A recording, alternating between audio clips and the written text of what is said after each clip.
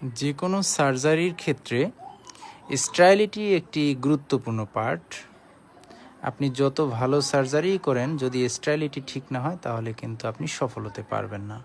তো আজকে আমরা দেখাবো যে কয়টি স্টেরিলিটির মেথড আছে তার মধ্যে অন্যতম একটি মেথড বয়েলিং। তো বয়েলিং করার পূর্বে প্রথমেই আমাদের ইনস্ট্রুমেন্টগুলো সুন্দরভাবে সাবান দিয়ে ক্যাচিং খুলে ধুয়ে নিতে হবে।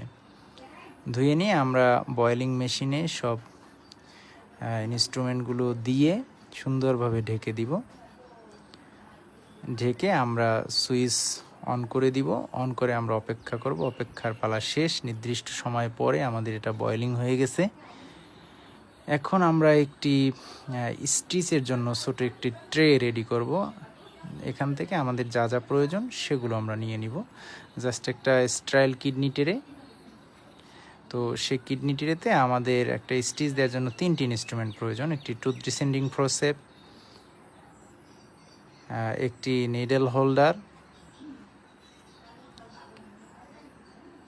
একটি সিজার। বাকিগুলো এখানেই থাকবে। আবার যেই সেট যখন প্রয়োজন হবে তখন আমরা এখান থেকে তুলে নিব। আবার সবগুলো ইউজ এক জায়গায় রেখে দিব। জাস্ট আবার এরকম সুন্দরভাবে সাবান দিয়ে ধুয়ে আমরা এই বয়েলিং করে নিব। তো সবাই সুন্দরভাবে